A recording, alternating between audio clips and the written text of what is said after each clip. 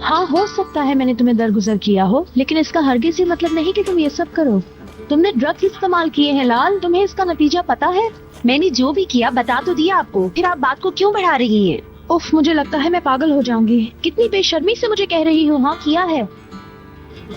तुम्हें पता भी है कि तुमने अपने जिस्म के साथ क्या किया है, अपने दिमाग के कितने सेल्स डैमेज किए। आप डॉक्टर है ना, इसलिए मुझ पर चढ़ाई कर रही हैं। डॉक्टर नहीं, तुम्हारी बहन होने की हैसियत से गुस्सा कर रही हूँ। आपके दिमाग में अब आया कि आप मेरी बड़ी बहन है। 1 महीने से मैं दर बदर पी रही हूँ, आप अपने बच्चों में और अपने कामों में मसरूफ रही। अगर तुम वाकई बात करना चाहती ना तो कभी इस तरह से मुझसे बात नहीं करती। अब मेरी बात कान खोल के सुन लो। तुम शाम तक यहीं रहोगी और मैं वापस आके डिसाइड करूंगी कि तुम कितने बजे घर से निकलोगी और कितने बजे आओगी। क्या?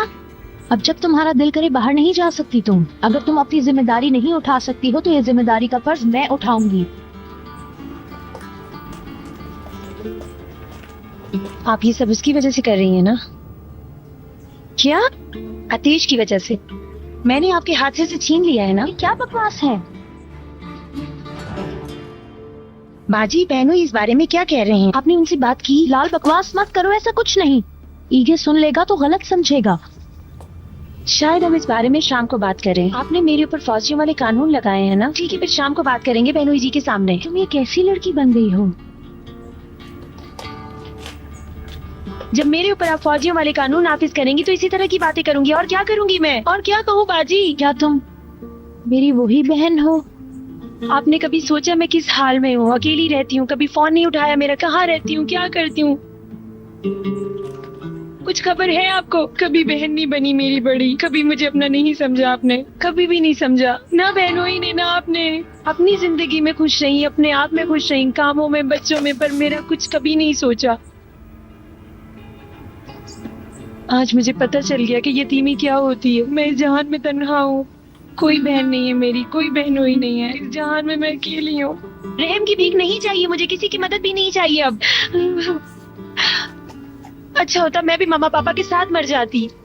मेरी जिम्मेदारी पड़ गई ना, मैं आप पर बोझ बन गई ना। बाजी बताइए मुझे, तंग आ गई आप मुझसे। बाजी आपने कभी अपने आप को खत लिखे हैं? अगर उसके तमाम दोस्तों को खत आते हो और उसको ना आते हो तो उसे कितनी शर्मिंदगी होती है।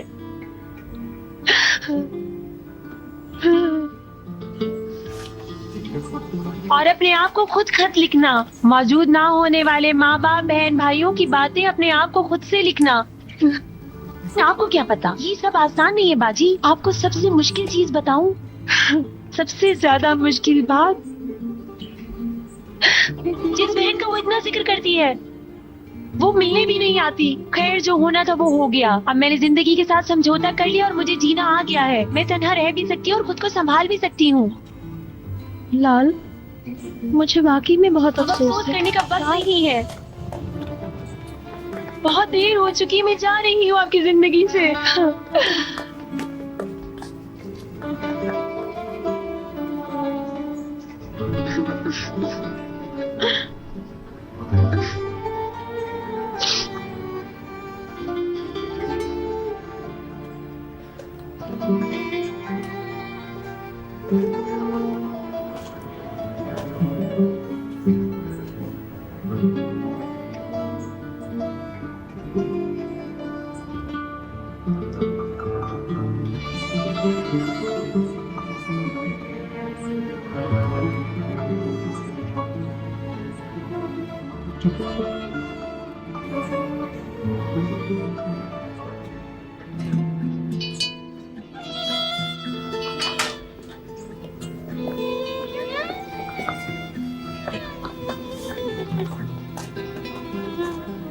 क्या मसला था? मुझे इस लड़की पर यकीन नहीं आ रहा। इधर आओ, तुम फिक्र ना करो। ये क्या मतलब? माफ करना, मैं गुस्से में हूँ। फिरोजा, माफ करना ईगे, मेरे करीब मत आओ। मैं गाड़ी में जाके बच्चों का इंतजार करती हूँ। मामा, मामा, मामा, मामा, बाय बाय बाबा, बाय बाय बाबा। चलो आओ। बुरा मत मानिए, ऐसा कभी हो जाता है, तंग आ जाता है इंसान। आप तो समझदार हैं ना।